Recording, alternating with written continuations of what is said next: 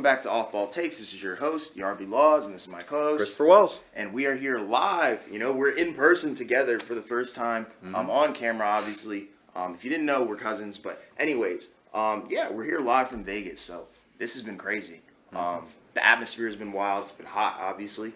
But man, oh man, the games have been crazy, and the people have been just as crazy as well. To kick this thing off, I guess we should start, with ambiance, stuff like that, the environment.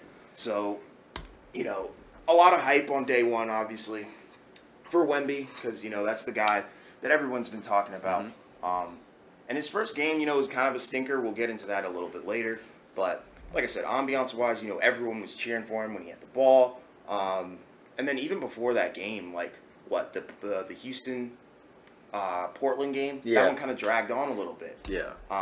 And people were booing because they were like, we want to see Wemby. Like, we don't care about all this extra stuff. And then I'm trying to think of what else happened on day one. I think part of the aspect that was kind of interesting was just all the players and all the people that were also there as well. When we saw day one, we saw a lot of the players that were from, the teams of the guys that were playing. Which I thought was kind of interesting. For example, when we saw the Lakers and Warriors play, we saw, guys like, say some of the role players for the Lakers like Jared Vanderbilt or even for the Warriors like Chris Paul and Steph Curry. Not day one, right? But they did show up. So for some of these games, we saw Cade Cunningham for Detroit. We saw Fred VanVleet and Dylan Brooks for Houston. So a bunch of guys. Yeah, and they would just kind of just be walking through, even like areas. We talked to somebody who was there at the summer league, and they took a picture with Reggie Jackson, and they met in the restroom area. So even at different points, we ran into players who were playing in this. Yeah, exactly. Johnny Davis of the Wizards. We walked up to him as he was coming out of the Wizards summer league game. So he was coming up the steps, and we were going up as well. Yeah. He was walking at a faster pace, and he was on the phone, but, some guy randomly came up and was like, hey, it's Johnny Davis, and then just took a selfie. Yeah. It was just cool. We just got to remember these people are people as well. Yeah. So it's kind of cool to see them among us. Yeah, we even saw other podcasters in terms of, people that are also covering the NBA. We saw them, because everybody at the summer league, trying to check it out, either YouTubers. Either repping for their teams or, kind of just looking to, just have a good time. So just the amount of people there and the whole experience so far has been really entertaining. Really cool. There are a bunch of YouTubers like Jesser. Cash Nasty, walk right past LSK. us. LSK. So all the two hype guys. It was really cool though. I guess kind of what else ambiance wise? Is that it for ambiance? Because I feel like in general, I thought the crowd was very respectful. Yeah. There were some points where they were booing, heckling. Yeah. But that's to be expected with a guy with Wemby's hype. I think also just the amount of people that were there, because every day, up to this point, you're watching this, I suppose the day after we're recording, right? So you'll be watching it on Monday, right? But so far, every day from this point on has been a sellout, right? Yeah. So the crowd, everybody's in there. The lines are incredibly long. Day one was probably the longest line I've ever seen, which basically stretched the entire way around the Thomas and Mack Center, which is the place that they play in. It's at UNLV, University of Nevada, Las Vegas. So, there's a lot of people, like you said, that were here trying to see guys like Wemby, and as well as other guys like Scoot. So just in general, that's kind of been the crazy part, just the amount of people. Because Summer League has definitely kind of, over the last several years, sort of turned into more of a must-see experience, right? People didn't really care about it as much, say, like a decade ago, even when, we've had superstars that have played in it in the past. Right. But, in the last, I don't know, maybe 6-7 years or so, right? With that COVID list year, notwithstanding, right? We had a ton of people just coming to see all these games. Absolutely. All the players there. Like you said, it's kind of just a whole, event, a whole circus in and of itself. Yeah, it was really cool, environment-wise. I guess we should kind of break down some of the games that we saw and some of the standout guys, whether it be, rookies, second years, or even fourth years in James Wiseman's case. Yeah. I guess to start with the big one, we should really talk about Wemby's debut. And then we can also talk about his second game, because his second game was really, really interesting. Yeah. But his first game was kind of a stinker on offense, and we talked about it on previous episodes. We were like, he could very well have a pretty cold game, and it could be really ugly. And, I think you pointed out, you thought his offense was going to be a little shaky, but his defense was going to be stellar. And that was pretty much the case outside of him getting dunked on. And I think he also got crossed up. Yeah. But, 9 points, 8 rebounds, 2 for, 13-ish shooting, 5 blocks, 5 though. blocks, yeah. So, He's kind good of. on defense. Yeah, exactly. But, that's kind of the way that I was looking at it. When I just looked, when I thought about it when he was first coming into the league, because we talked about it when we did our mock draft. He could shoot, obviously, right? Mm-hmm. But, his stat line, in the league he played in, he shot like 27% from 3. And, he can obviously still shoot them. But just in terms of his offense, I thought that was probably going to be the part that was going to be a little bit slower to come across, just because the people he's playing against now at the NBA level, it's a different level. It's different people, different level of physicality. Yeah. Guys are bigger, faster, stronger. Yeah. Because the points where he's just kind of able to just use his length is where it's very difficult to stop him. Right, he would kind of just go around guys, kind of over guys, but then the points where he had to kind of be a little bit more physical, that was where he was struggling. Yeah. Like, sometimes he would kind of try to, go through a guy, and he just couldn't, just because the strength isn't necessarily there. He might lose the ball. Right. He kind of would fall over a few times. And again, like, when you're that tall, and that skinny. Yeah, and that skinny anyways, right? It's going to be, an adjustment. And he definitely adjusted, though, because once we got to the second game, right, then he was much better, right? 27 points, 11, 12 rebounds, multiple blocks as well.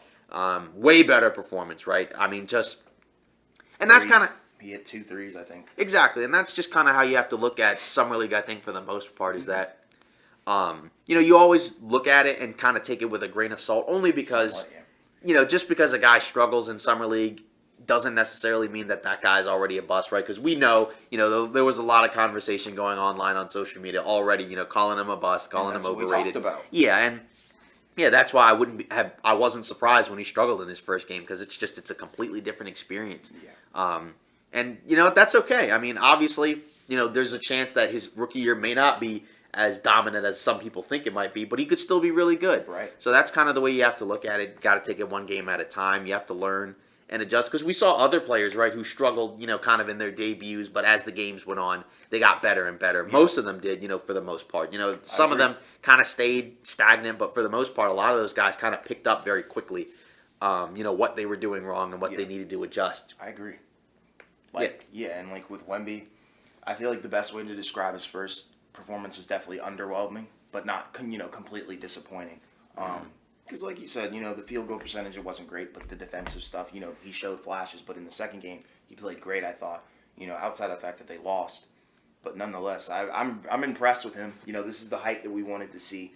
And people were cheering him on. So that's what you want to see. You want to see everybody loving him up. Right. Unfortunately, he did take that bizarre 3, the one-legged 3, to try and, I guess, cut the lead to 1 point. Yeah. But, had a little bit of a scare where he looked like he might have gotten hurt. It was kind of limping back to the bench, and everybody was, really worried because because everybody, doesn't want him to be hurt or anything like that. And then, after a little bit, right, he was able to get back on the floor, because he sat out for a little while, and then he came back and he was okay. Yeah. But, and that's kind of the, the concern with him, is just because of the frame, kind of like Chet. Who was also in the summer league as well, right? It's just with those guys, because they're so tall and long, and and their frames are so thin. That's kind of something that you have to wonder. With Wemby, even though he is skinny, he still has like a decent amount of muscle to him. He's not like a complete. You can tell when he's moving, like when he's like flexing and like actually, using his muscles. You can see it. Like when he dunks or when he flexes, you can see there's potential for him to, grow into something. Maybe not like Giannis, but more so maybe something like Porzingis. I don't know. But I hope his career doesn't take the Porzingis route where he's plagued with injuries. Yeah. So. Yeah, and that's kind of just, overall I think that's been the biggest concern for most people, is just because of the thin frame. Yeah, he's frail. Yeah. Everybody around us was saying, like, they would pray and hope he doesn't snap in half like a twig. That's what they thought. Exactly, because even, we were sitting next to people who were fans of, the teams he was playing against. Yeah, like Portland. Yeah, exactly. Like, we sat next to a couple of Portland Trailblazers fans, right? And they were saying, like, yeah, we like him a lot. We want him to be really good. We're just concerned about his frame. Yeah. Nonetheless, though, I think we've spent enough time on Wemby. I think everybody knows, what he's done so far. So we kind of want to get into what the next pick, Brandon Miller, I guess. Brandon Miller. I'm not gonna lie, very underwhelming. I'm not gonna say he's a bust outright, but there's just sometimes when he's on the court, it's like you look away for a second, but he's done something, but it's not impactful. You don't really remember it, because he gets a lot of his points from the free throw line, if you want me to be honest. But at the same time, he's also very liable to be streaky. There's I think of the best example that we could give. We were sitting and Brandon Miller just struck a 3, like wide open. Yeah. And then he was wide open on the next possession that he had the ball and he airballed it. Yeah. You know, so I feel like that's kind of like the best way to describe Brandon Miller. Yeah.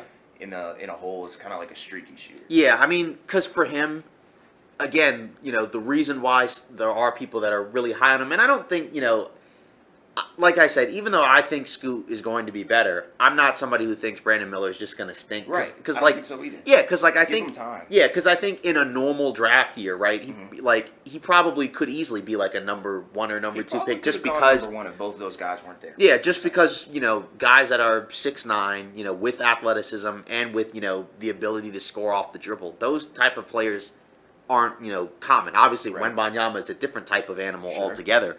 But just in general, I mean, you don't see guys like that. You know, those are the type of players, right? Like a Jason Tatum, a Kevin Durant, right? Guys like that. They're very rare. Yeah. They you know, come around once every blue moon. yeah, exactly. And so with that type of ability, it makes sense. But it's just, you know, like you said, a lot of it's just, you know, some streakiness. You know, the shot selection isn't necessarily great. Right. I mean, Charlotte's whole summer league team in general, I thought was very They stink. underwhelming. They stink With bad. a lot of players, you know, who, you know, they drafted because they had a lot of guys, right? And there were some standouts, right? Like Kai Jones. Yeah. You know, he the guy that dunked on Wembanyama. He played relatively well, right? Amari Bailey had some good moments Yeah. as a scorer. Some other guys that were second-year players as well, but obviously the highlight, you know, or the focus would be on Brandon Miller. Obviously, yeah. And yeah, the performances aren't great, so I think there's definitely, you know, some worry there, and especially considering, you know, Scoot in his debut looked really, you know, Very pretty good. He looked really good before he got hurt. Yeah. You know, but and then Wemby got better, but just in general, I can understand why some people, you know, that are Hornets fans would be concerned. Like I said, I had in my mock draft Scoot over Brandon Miller, Yeah. but I also recognize, like, hey, you know, I still think he's probably going to be a really good player. But at the same time, you can also just look at, you know, the history of the drafts in general, where it's like, you know, you look at the top 3, 4, 5 picks, right? Usually there's always going to be one that doesn't pan yeah, out. that doesn't pan out. And, you know, and sometimes they can all pan out, but one of them may just not be as good. Right. And that could be the case with Brandon Miller, or it could be the case where he doesn't pan out at all. Yeah. We won't know till he actually plays a real NBA game, and that's, you know? Yeah, and that's the thing with Summer League is because of the way that it's played, right? You know, where it's we sat relatively close, you know, to the court.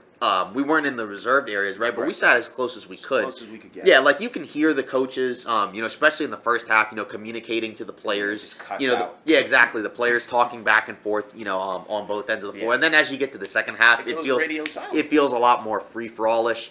And just in general, you know, with the summer league, right? There's going to be a lot of guys, right, that are, you know, trying to make a name for themselves, trying to prove something. So you're going to see some guys that are going to make decisions, you know, that are atypical of what you would normally see in an NBA game, right? Like, you know, like guys, you know, say like with the Spurs, right? When the regular season starts, right? They're gonna feed, you know, Victor they're pretty gonna much. give him every freaking time. Yeah, pretty much almost any time he's got a good look, right? But in the summer league, you would see guys not in a bad way, right? But kind of look him off Like and kind of wave him off. Yeah, wave him off and go for their own. Right. And you know that's just not going to happen as much, you know, in a regular season game. You know, with you know the real coaches, you know, kind of running the show. That's just not what you're normally going to see. Right. I agree. Yeah, so that's but with Brandon Miller, like I said, there are some good aspects. You know, he's clearly capable of knocking down some tough shots, and he's got some pretty good athleticism. Yeah. Right, he had a couple of plays out in transition where He you would. knows how to get to the line. Yeah, exactly. That's the And most important part of it. Yeah, so he's got some skill offensively. Defensively, I think there's still probably somewhat of a work in progress. Again, defense is something, you know, I think for a lot of players where you do kind of have to learn it. Just because it's very different in college compared to the NBA, just in terms of the skill level and the schemes. But I don't know. Like I said, he definitely has struggled of the top 3 guys in Summer League the most. So there's definitely some concerns there. But I just kind of need to wait until the regular season begins before I can realistically, you know, say whether or not he's going to. Because again, we've seen many players in the past. Trae Young was awful in Summer League, and you know now he's a guy that's you know one of the best players in basketball. Yes. So I mean, Yes, indeed. yeah, exactly. Like, and his offense was the problem in Summer League. He couldn't hit anything, right? But then now he's one of the best scorers. So I mean, once they have time to mesh with the real starters, the real players, like you know the real coaching staff, I think it'll be really cool to see where these guys fit in terms of their role. Right.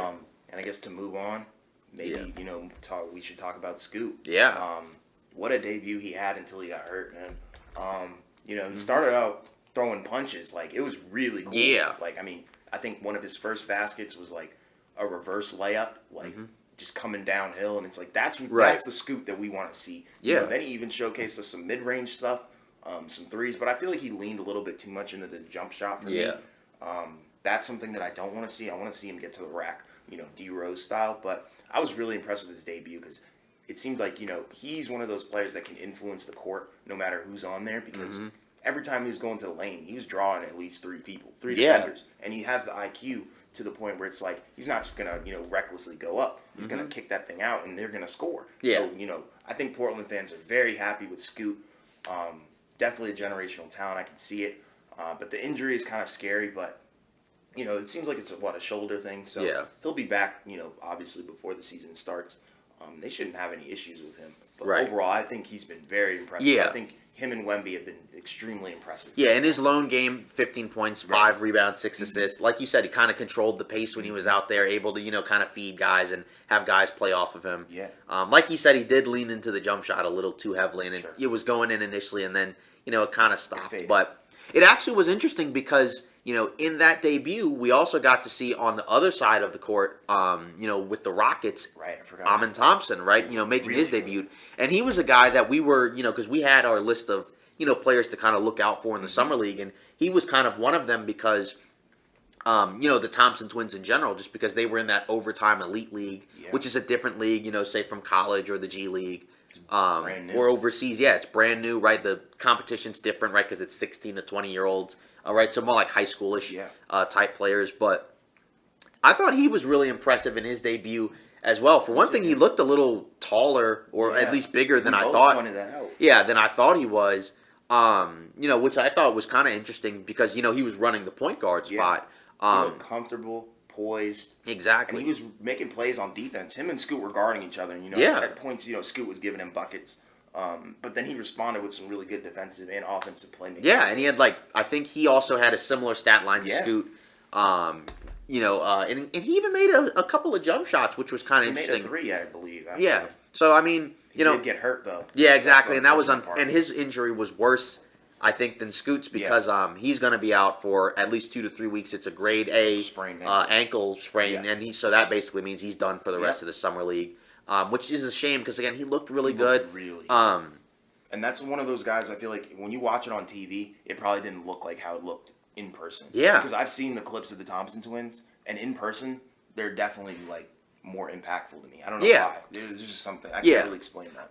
Asar, I mean, his debut, you know, wasn't quite as impressive as Amin Thompson's, but I still think he made some really good plays in terms of just all around, right? He's not a point guard like Amin, right? He's more of like a swing man. 2 guard. 2-3. Play the 3 exactly, right? So he was kind of making some plays on defense, right? Getting some rebounds, making sort of the secondary pass plays, getting out in transition. So I think he did a pretty solid job too. His shooting seemed like it was worse, in my opinion. Which again, you know, that was kind of the concern with both of those guys was, you know, what does their 3-point shooting look like, you know, and it's going to be different once they get to the NBA level, right, as opposed to the Summer League. But, you know, I would say so far, most of the top teams should be relatively pleased with who they got. Like I said, Brandon Miller, we'll have to see. You know, he was definitely kind of the one with the most question marks, you know, in terms of coming out of the Summer League so far, right? Just because his play wasn't, I think, as impressive as some of the other guys. But overall, those are the top, you know, 4 or 5 picks, right? And again, we even had some other guys that I think played relatively well, right? Anthony Black in his debut, very good. he played awesome, right? I think 17 points, 5 rebounds, 5 assists. He looked very quick to the point, you know. He looked very comfortable. Looked very comfortable, right? Even as a point guard, right? Making some great passes, getting after it on the boards, getting after it defensively, hit some tough jumpers, and one 4-point play, if I'm not mistaken. So I mean, he was definitely also, I think, a guy that looked, you know, pretty good. Exactly. I think most of the, you know, guys drafted, I think, looked, you know, very impressive. None of them looked super out of place, you know. We also saw Grady Dick for Toronto. Very good. He had a pretty solid debut. You know, he had some shots that were missing, right? But overall, he looked, like you said, very comfortable. He didn't shake his confidence. Made a lot of... kept shooting. He was going to shoot. Exactly. Made some big shots, made some tough shots. You know, and again, like, when we talked about him with our mock draft, one of the things that I thought was kind of impressive about him was, as opposed to just being just a stationary, basic catch and shoot guy, he's got some ball skills as well, Yes. right? He can create off the dribble. He can shoot off the dribble. He can make passes and plays off the dribble. So I think Toronto, They lucked up. yeah, should be pretty pleased with the fact that he fell to them because I think he went a little bit lower. I thought he was going to Orlando. I thought Yeah. it was solidified. That would have been really good. Yeah, because I had him a little bit lower, but either way, he was a guy that was projected to possibly go higher. Yeah. He fell. Yeah. But I'm glad. I think Toronto fans are glad that he fell into their laps. Yeah. It's a steal in my book. Yeah, I guess. Did you also see like maybe some other non-lottery picks? Maybe late first round, early second round. I mean, you talked about Amari Bailey. I thought he looked good at times. Yeah. Showed some playmaking. Yeah, potential. Whitmore was also kind of Whitmore intriguing was- yes, you can because talk about him. in his first game, the counting stats don't look too bad, right? I think he had like 18 points, 12 rebounds, Yeah, but double-double. the issue was, a lot of his decision making was really questionable. It He was was cuckoo. he was taking a lot of really tough shots. He got rim checked. Wasn't in terms of the passes, wasn't Yeah. making the right play, right? Either wasn't passing or would kind of see it a little bit too late. Yeah. But in his second game, he was much better, Yeah. where he was playing a lot more in control, right? Kind of letting the game come to him, not really forcing it, right? A lot more just catch and shoot, transition plays, and that's kind of the key for him because I think he's a very good athlete. Yeah. And he's got some skill to him as well, so he's a guy that should be really good. So I think Houston should be pretty pleased with the guys that they got in this year's draft with both of them, Thompson and Whitmore, just because, again, just because of what they can do, in terms of the versatility that they bring and the athleticism, because that's clear. It's very clear that's what Houston is going with, with a very athletic roster. It's just the question is, in terms of... Do they mesh? Yeah, do they mesh? Yeah. And in terms of, like, just the overall skill and decision-making, does that work as well? Because there's a lot of guys that more so excel as one-on-one players. All ISO guys. Yeah, exactly. But a Even lot of Sengun. yeah, exactly. But a lot of them are really impressive. So I think that's kind of just been in terms of the players, kind of interesting to see. There are players on other teams, that aren't like high lottery picks, right? Some of them were undrafted two-way guys, right? There were guys that we saw, that were kind of impressive. You can kind of go into what you thought. Yeah, I mean, we saw Monty Bates. I thought he looked pretty good. The problem is outside of the scoring, what does he bring to the table? How valuable is he going to be in terms of that? But, he was hitting his jump shots. I think he even had a poster dunk off of a lob. So I thought he looked solid. I just don't know how far it's going to get him in Cleveland. Right. I'm trying to think of who else was in the second round that we saw. I already talked about Amari Bailey. And I think in the first round, I did like what I saw from Jarace Walker. Yeah. I'm not going to lie. Yeah. Defensively, I thought he was really Yeah. strong. And that's kind of been the trend. Yeah, he had a really impressive all-around game. Obviously offensively in terms of the shooting, it wasn't great, but he was making some great passes in transition. He was getting after it on the boards, getting after it defensively, kind of, Draymond, Zion-esque, right? Zion in terms of the athleticism, Draymond in terms of the decision-making and the IQ and the defense. So I think that was kind of impressive. I guess, you're the Wizards guy, so you can kind of mention, what you thought about Bilal So I thought Coulibaly. Bilal was great. In terms of what I saw in terms of potential, I liked it. The stat line was okay. I would have liked to have seen more offense, but it seemed like the trend that we saw was a lot of these rookies weren't that great on offense in their debuts, but they were really good on defense in their debuts. It was more defensively oriented. Like, even if you look at Wemby, his debut, he didn't really shoot that well, but he had great defensive plays. But Bilal, I thought, had really good defensive potential. He had a really athletic chase down block off the glass, really good.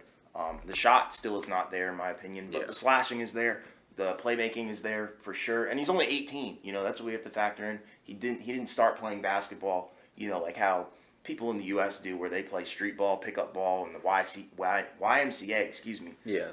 Like rec leagues and stuff. He played overseas. He was Wemby's teammate, so you got to keep that in mind. He's only 18, but he's definitely a baller, and I think he has star potential. It's just, can we unlock that with the current coaching staff and whatnot? But yeah, I thought Bilal looked really good.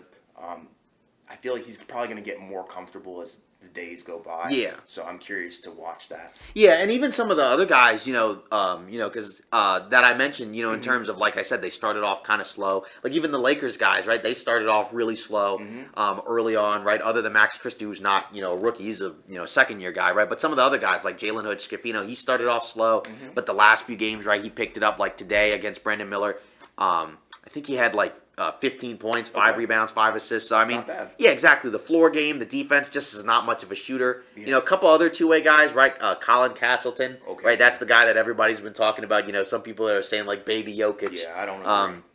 I just don't normally like comparing, rookies, to the NBA get you. players. I understand why people like to do it because when you haven't seen these guys, it kind of in a way is sort of like common to just compare them to somebody that you've already seen before. I can see like some of the comparisons in terms of the passing, just because he's actually a pretty solid passer for a center, right? But in terms of the post, right, that's not the same as Jokic, right? In terms of the jump shooting, not quite the same as Jokic, right? Better as a rim protector, right? Because Jokic has improved defensively. He's not really a rim protector, but he is a good, he is a solid defender, and a very good rebounder, right? But Castleton's more of a rim protector type big. Sure. But regardless, like I said, these guys have picked it up. And like you said, that's kind of the interesting thing because, usually with defense, that's usually, where guys usually get better later, right? Usually a lot of these guys will come in more so offensive oriented, as opposed to being, more like defense first guys. And that's kind of the topic that we discussed when we got into the draft was that a lot of these guys will be guys that will, that have the potential to help out a team in some ways right away. Yeah. Which is a good thing. But I guess now we can kind of get into, some of the other guys, who were kind of, maybe not quite as good, I suppose. Well, yeah, the number one for me is Jet. I thought Jet Howard looked, interesting. Just kind of how I described him, pre-draft. I was like, all I know what he can do is shoot, and that's all he really did. When he was like trying to get to the rim, it looked really bad. It looked slow, ugly. Didn't work really. He got blocked. Playing around with the ball a lot. Yeah, like it just didn't look organized. Didn't look like organized basketball to me. He hit a couple of threes, but outside of that, even when he was trying to shoot mid range, wasn't really going in. And the jacks were a little bit too much. But I think with time he'll be probably better, and they can probably sharpen the edges. But overall, I wasn't impressed with him. What did you think of him? Yeah, like you said, it is kind of interesting because again, I was very surprised that he was drafted as high as he was, because I knew who he was. Right. I knew what he could do. But I just didn't see him as like a top 10. I mean, he went 11, right? But I didn't see him as like a top 10-ish I had him in lottery, the 20s. Yeah, lottery pick type of guy. I saw, some people were, started to become much higher on Bilal. Sure. But Jet Howard, I knew people liked, but still they didn't like him enough to have him as a top 10 pick. That was kind of a surprise to me. I guess with Orlando, they're like, we need a shooter. We need a guy that can shoot. But if that's the case, it probably would have just made more sense to take Grady Dick. That was my point. I didn't understand. Yeah. But either way, they won with Anthony Black. So yeah. But either way, we'll see. Because again, it is summer league. There's definitely time, for him to turn it around. Right, he's a big boy, though. Yeah, you're not gonna write off, a guy in terms of the summer league struggles. But obviously, we kind of have to discuss. Point it out. Yeah, we have to discuss what we're seeing, and that's kind of the first thing, in terms of like what are we seeing? What does it look like? Is it different from what we expected? Right, because I think we expected him primarily to just be a 3-point shooter and not much else. That's right, all I knew we could do. Yeah, so if he was doing other stuff, it'd be like, oh, that's kind of impressive.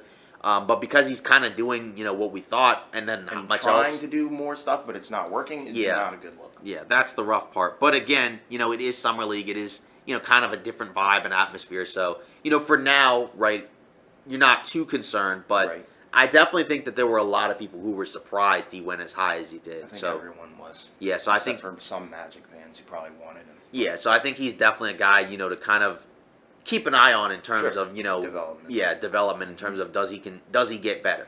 Yeah. So is there anyone else you were kind of thinking of? Honestly, I'm not gonna lie. I think that was the only one. And beforehand, I was gonna say Wemby, but he had the great second game.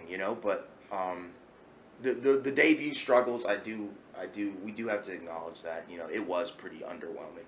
But outside of Jet, I didn't really think of anybody. Yeah. I can't really think of anybody else. I thought everybody else has played fairly solid. Yeah, I think just kind of going back to some of the other guys that weren't the top lottery picks. I thought C.D. Sissoko for the Spurs. I thought he was kind of impressive. Plays. Yeah, in terms of the defense, I think was really impressive. It was very difficult for guys to score on him. And that was, like we said, that was kind of a theme that we saw with a lot of these guys.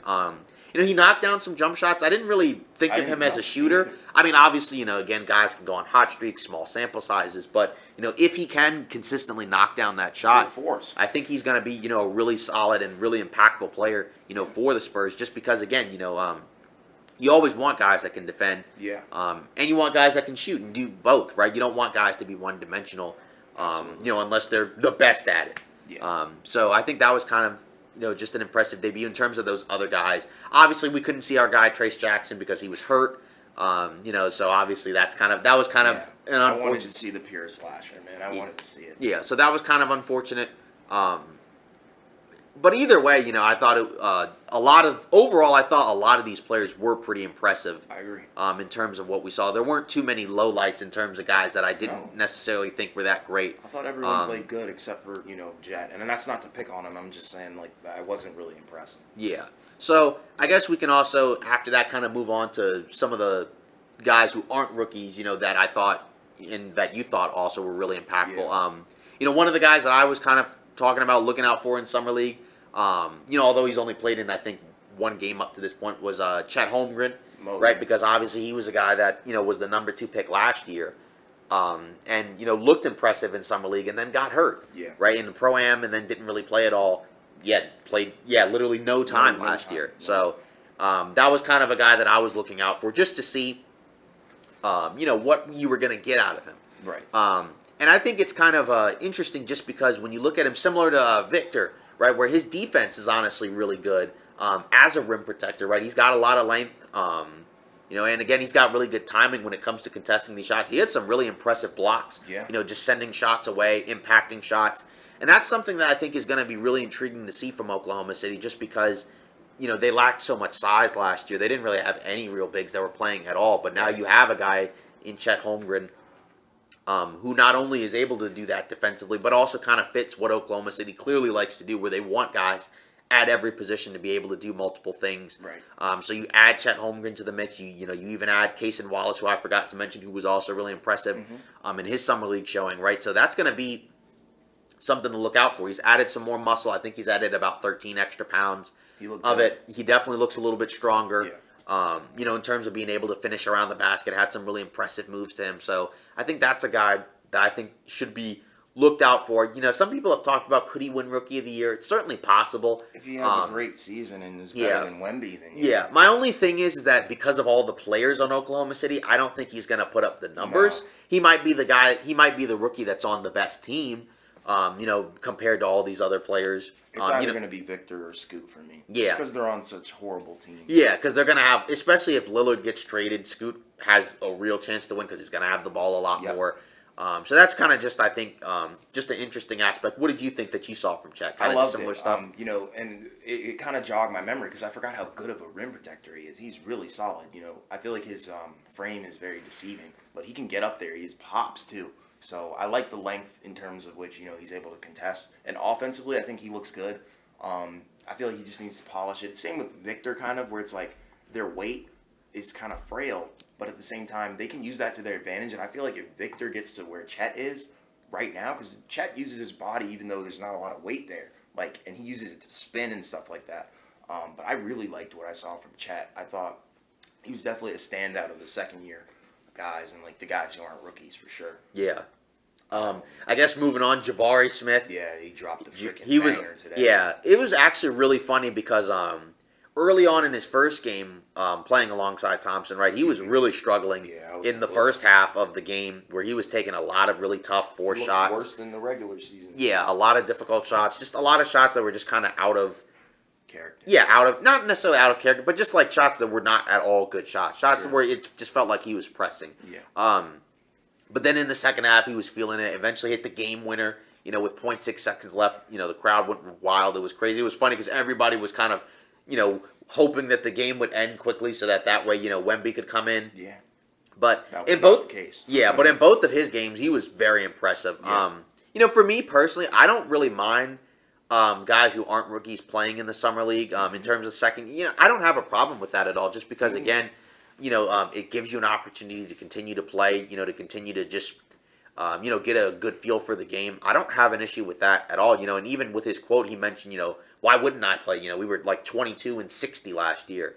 So I thought that was really impressive. And, if he takes a big leap in his second year, right, that's going to be, I think, really helpful for Houston. And they were using him in a lot of different ways because they were even having a lot of lineups where he was playing the center spot, which is interesting because, again, he was kind of a guy that was projected to come in as a pretty solid defender, a rim protector, rebounder. Because exactly, because of the length. Exactly. So if he can kind of bring that versatility, He'll be a force. yeah, he's going to be really impactful, and I think that's going to help out Houston because again, I think Udoka can bring that out of him. Honestly, if you Yeah. want to be really, really frank. yeah, exactly.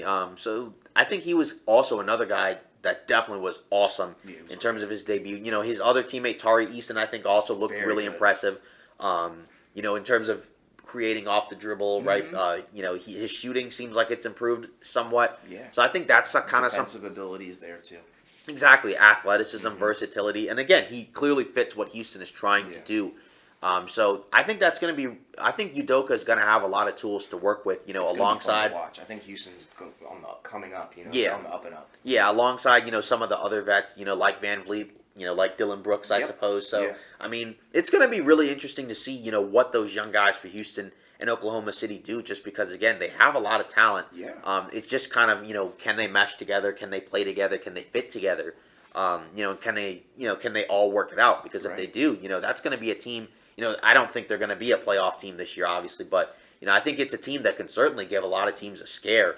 Any given night, just because again, there's a lot of guys that can do a lot of different things. So Right. if that shooting for a lot of those guys can improve, it's going to be, I think, a tough out for that Yeah. team. It's a competitive squad. I think. Yeah, another guy that I think was also really intriguing in terms of the skill sets he worked on was Jalen Duren for Yes. Detroit. Yeah, I was hoping you were gonna He was a bring guy, last year who was looked at, very highly, as a big man, right, rim protector, Inside.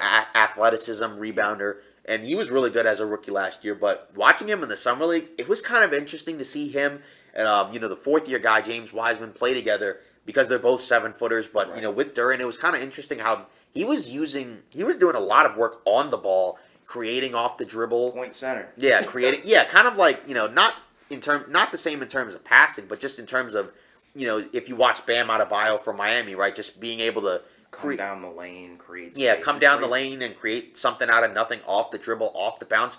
Even with his jump shooting, right, that was also kind of impressive as well. I mean, I didn't really expect Yeah. him, to kind of add that type of versatility to his game, but it's definitely something to look out for with Detroit, just because they have so many big guys on there. I mean, we saw Wiseman and Duren play together, which was kind of interesting.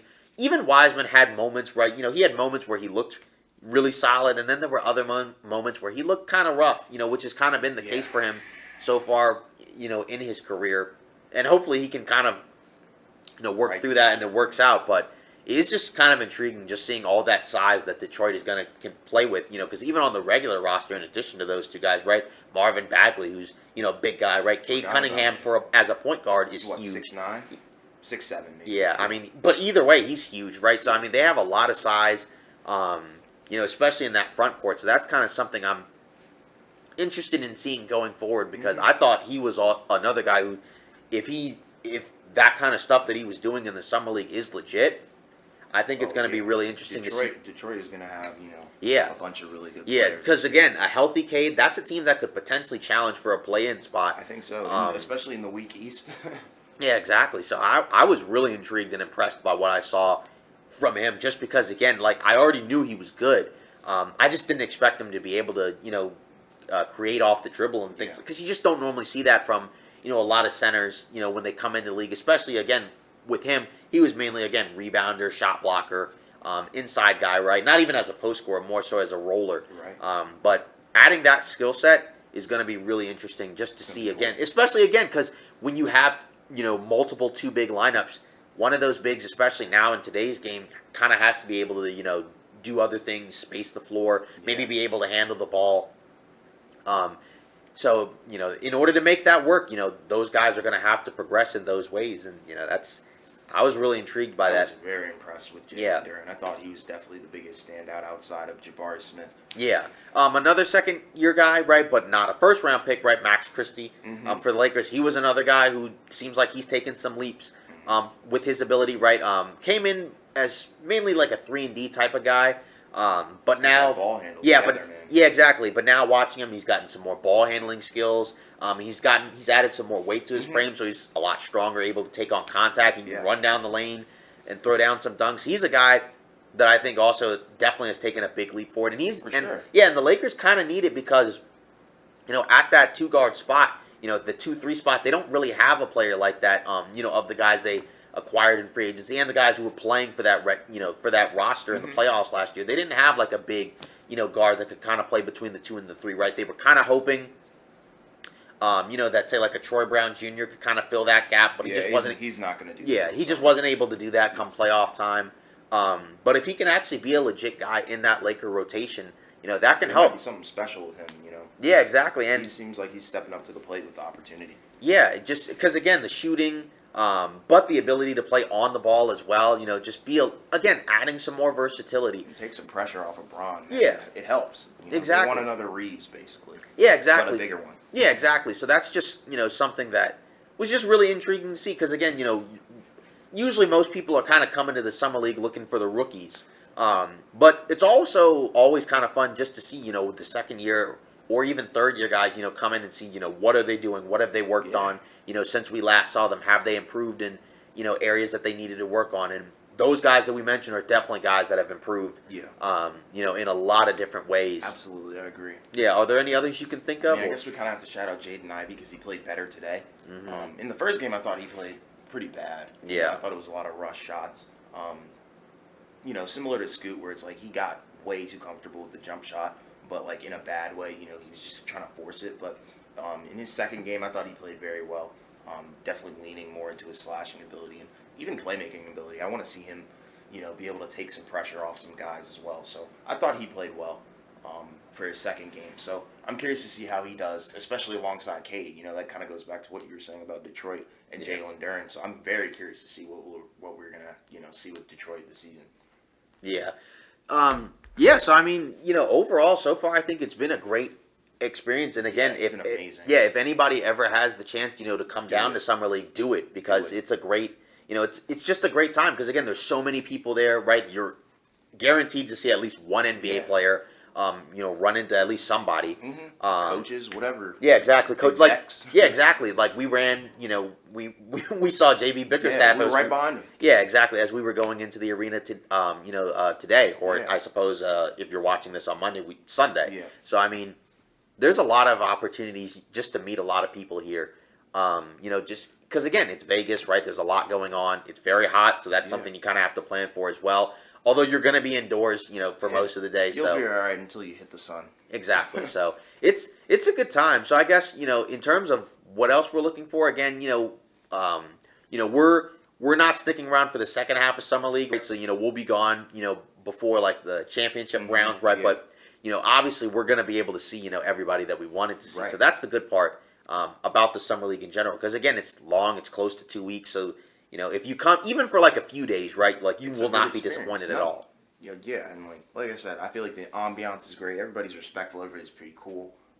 Yeah, everybody wants to see basketball. Exactly. So. Everybody. It's really cool to see like all these fans, unite just in the name of basketball, and especially the young guys. I think that's really cool because you don't see that, I guess, really outside of the All-Star game. Yeah. You have like multiple teams playing, at a time. So it's really cool. And yeah, I've loved it, and I think we're just super blessed to even have the opportunity to be out here, especially to cover it, and have like a live episode where we're in the same room together. It's exactly. Really cool, man. Yeah. So I mean, I guess in terms of that, I guess we can kind of just get into some more stuff around the league. Sure. I mean, obviously, no Dame or Harden trade has happened yet, so obviously there's a ton of talk about that. Free agency is pretty much wrapped up, aside from a handful of guys. Mm-hmm. There were rumors about a couple players working out for teams, right? Like John Wall, Isaiah Thomas. I'm not sure how much traction there's going to be with those guys. Even I think Deion Waiters. That was in Vegas, right? Yeah, in Vegas. Yeah. So exactly, we didn't get to see it. Right. They're private workouts. Yeah. But they held them there. So, I don't know. I mean, again, those guys maybe they get a second chance, but I don't know. I mean, at this point, I feel like a lot of those roster spots are probably just going to be handled. I think. Yeah, are pretty much filled. Because again, most teams by the time training camp rolls around are going to have 14 of the 15 roster spots filled. And again, those guys, there's an opportunity, right? Maybe somebody gets hurt, or maybe they really impress in these private workouts. We'll see. But it's definitely something to think about. Yeah. Obviously, the other highlight was while we were there, Adam Silver he discussed the new NBA in-season tournament. He mentioned it's something that they've kind of discussed for well over a decade. I think he mentioned 15 years. So there's a lot going on, in terms of the structure of the tournament. Basically, they're going to be broken down into, I think, 6 5-team groups, 3 in the East, 3 in the West, and I think they're grouped based off of their records from last year. Okay. And then I think they kind of draw them randomly after that as well. Okay. I think it's cool. Yeah, so the teams are going to play 1 game apiece against the other group members, right? And they count towards regular season games. Exactly. 2 at home, 2 on the road. They count towards regular season wins as well. I think the group winners, the winners of each group, and then the 2 best performing teams overall, they're going to play a single elimination tournament to determine the winner. And then I think they're going to be split by conference until the finals, and that's going to be in Vegas. I think at around the end of the year, so like December-ish. Okay. I like it. Yeah, they're going to have different uniforms and courts. That's going to be really interesting. So, I mean, again, we talked about it, when it was initially discussed. I'm interested by it. I don't know how effective it will be, but I think should be a lot of excitement about it. Because, again, with the regular season, we know a lot of these games just aren't that meaningful. Sure, I get you. Over the course of the season, right? You may only have like 5 games, that people are really, really psyched about. Maybe marquee matchups, in terms of rival teams, rival players. Yeah. But just we need a little bit more excitement in the regular season, and I never thought they were going to shorten the regular season, which again I think that would probably be the best decision. But that would do it some justice. Yeah, but it's weird because I've heard somewhat a high level of negativity in terms of the tournament. I like it. I don't know why people are hating on it. I think you just got to give it a chance. Just watch it. Because even the play-in tournament was kind of something that some people were not quite as sure about. But it's turned into something great. So far it's been, a huge success. Some of that you could argue is the teams that have been in it. But even regardless, like people have watched, people have been interested. Absolutely. The stakes are high. And it clearly gives some of these other teams maybe a potential, to not just, throw the rest of the season away. Like say with a team like LA, right? Like in a normal season, if you're the 13th seed and it's February, you're pretty much done. You're done. done. So you might as well just kind of throw in the towel, and just kind of just wait until next year, right? Exactly. But they ended up, just look at the Heat. Yeah, the Miami Heat. They don't get to the finals, Exactly. The play-in doesn't exist. Yeah, exactly. Because again, they were a team that was kind of just struggling around. I guess they were the 7th seed. And they lost that first game, but right. Either way, right? They were a playing team, and then they got all the way to the finals. Yeah. So is that the norm? Maybe not. No, but either way, still an outcome due to the fact that the play-in exists. Exactly. So either way, I think you just kind of have to give it a chance. You just gotta wait and see. I think it will be good. I think so. I'm interested to see how the teams handle it in terms of will the players actually want to play? Are they going to load manage? We'll see. Hopefully they don't, but they shouldn't. There's no need to, in my opinion. Because again, they count towards regular season games. Why not? But it's another incentive. I think it's great, and I think it's going to build hype. I have no issues with it, so I don't understand the hate. Yeah. Let us know in the comments if you understand the hate, or if you're a hater of it, or if you love it. Yeah. After that, again, some mild news. Philly, they matched Paul Reed's offer sheet. He was given an offer sheet by Utah, 3 years, $23 million. They matched it. Again, kind of an interesting thing, right? Because after we were done recording the previous episode, right, they had just signed Mo Bamba before that, and then they had just signed Montrezl Harrell right after we were done recording, so we couldn't get that in there. So they have a lot of bigs on that roster. Obviously, there's some flexibility going around because we don't know what's going to happen with Harden. Maybe he stays, maybe he doesn't. But either way, it's definitely just kind of interesting, because they have so many bigs on that roster, right? Yeah. But either way, you just have to factor in, with Embiid, how many games is he going to play? At some point he's probably going to have to miss some time. So you always want some extra bigs around just in terms of insurance. But sure. It was interesting because when they signed Bamba and Trez, I was kind of almost prepared for them to, be like, all right, we'll just let Paul Reed walk. But but either way, I think he's a solid player, so I'm kind of glad they brought him back. Yeah, they waited a long time for it, though. But it is kind of funny just with restricted free agency in general because we keep seeing, teams just end up matching it. Unless somebody gets like a crazy contract, they're gonna bring him back. They're gonna bring him back. So I just don't really understand the point of it. I mean, it's just for I don't know. I guess stalling stuff. I don't know. And there's all kinds of stuff that happens behind the scenes that we don't even know about. Right. So. Couple other things, right? Warriors, they signed Dario Saric. Okay. Not really much of a surprise there. That was kind of something that was rumored. He should help them. as a guy that can space the floor, clearly they like, to have, guys that aren't necessarily centers, right? But guys that can kind of play in those small ball lineups, that can do multiple things. Chris Paul apparently, he vouched for it, so and he's obviously a guy with a great basketball IQ, so he should help. I think it'll work. Is he a difference maker? No, probably not. he's but a bench helper though. yeah, I can tell you that. yeah, exactly. The Dylan Brooks sign and trade that ended up kind of expanding to like a 4 or 5 team thing, right? Patty Mills, he went to Atlanta. Ty Washington and Usman Garuba, Rudy Gay, right? They went, I believe, to Oklahoma City. Yeah. So OKC just gets another young player in Ty. Yeah. So. But a load of hoopla to me. I think that doesn't really mean much to me. Yeah. Spurs. Outside of the Dylan Brooks stuff. Yeah. Spurs. It was kind of rumored that they were probably gonna, give Popovich a new deal. They ended up giving him 5 years, $80+ million. It's a lot. So now he's the highest paid coach in the NBA. What did you call it? The Monty effect, or whatever? Yeah, exactly, the Monty effect. And this was something that was kind of thought of, is that, hey, now that Monty Williams got this big contract, are we going to see other coaches that are, in the higher tier than him get paid more, right? Like Popovich, like maybe potentially Steve Kerr, maybe Spoelstra.